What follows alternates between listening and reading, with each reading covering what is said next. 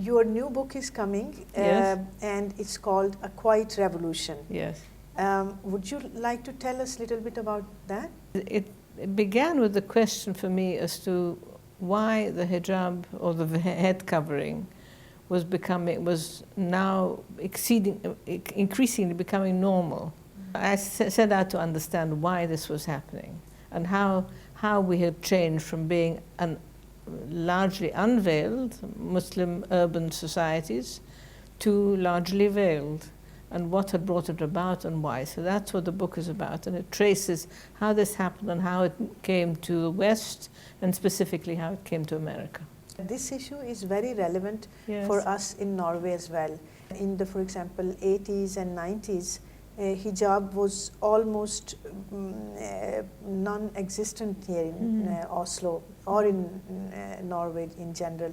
But now, for example, in 21st century, we have every third or fourth young woman with Muslim background covering her head. Yes. So we are also very concerned, and this book Yes. is going to be very, very interesting for Good. us as well. Good. So that's why I said, I mean, if you have some short... Well, let me say, one of the key questions I asked, because I began by assuming, like many people of my generation, that it must be a sign of fundamentalism.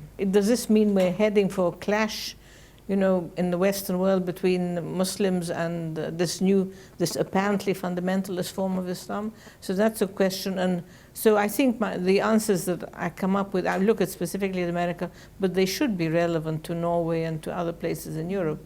To what extent does this represent a kind of fundamentalist Islam, as many people feared, including myself originally?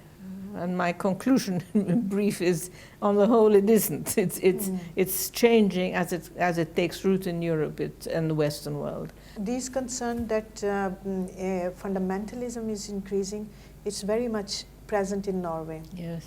You say that hijab has nothing to do with increasing fundamentalism or increasing religious influence. Well, that's not the case. I think it is to do with increasing religious influence, and in its origins it does have connections with fundamentalism, but it's changing with history, and as it crosses from the borders of the Middle East and comes to the Western world, it's also changing. But it's certainly a new kind of religiousness, which again was not there 50 years ago. It's a different understanding of what it means to be Muslim, even, you know. So, why you think this shift has happened? I mean, I can tell you, the only thing is it might sound rather fundamentalist, and it is. I mean, it is in some ways. I think the Muslim Brotherhood was very much part of it, but of course, the Muslim Brotherhood is it's a complex organization of many, many millions of people. So you get a spectrum. Some of them were fairly radical. The vast majority were not radical. So the Muslim Brotherhood was part of it. Saudi Arabia influence was part of it. There was the Jamaat-e-Islami of Pakistan. All of these had influences in bringing about the idea that the hijab was absolutely required. But Egypt was very important. Egypt is the home of the Muslim Brotherhood. It was very important in the beginnings of this movement, which began in about 1970s. So what I found is these were the beginnings, and there was Saudi influence. But then my question was, well, how did they persuade women who didn't wear hijab to start wearing it?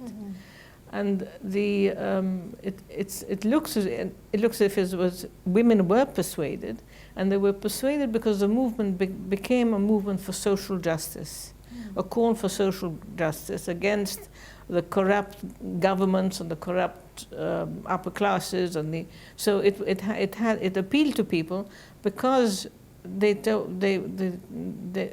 said you fight for social justice and you join us, and Islam wants social justice. Islam is about social justice. That's what they argued, and that way they won many, many followers voluntarily, and won them not to radicalism, to the idea of fighting for social justice. So the radicalism, if you read books on, and they call it Islamism, and that refers to a new kind of way of, a new form of activist Islam that came into being in about the 1970s. The vast majority of Islamists are actually completely law-abiding, non-radical, non-violent. Approximately 2% according to the experts. Only 2% of them on the margins are radical. The vast majority are completely. It's just a movement for human rights, basically, in the Middle East and in South Asia. Religion becomes then a political means to fight against injustice, and this also the trend here we have seen about hijab, that it's also in relation to equal rights issues, like the young people who feel like discriminated against. It's a kind of identity politics, and they want to sort of mark that they are different and they are proud to be who they are. And hijab has become one of the symbols. I wonder sometimes, struggle for social justice, why hijab? And by the way, when you say religion becomes a did you say politicized? Politicized. Yeah. Well, you know, the root of religion, including Christianity, if you think, what was it about? About, you know, the poor will inherit the earth. It's about justice. It was about social justice. Religion has always been about all major religions, as far as I know, have been about the justice for everybody, not just the wealthy. So it's always about social justice. But why the hijab?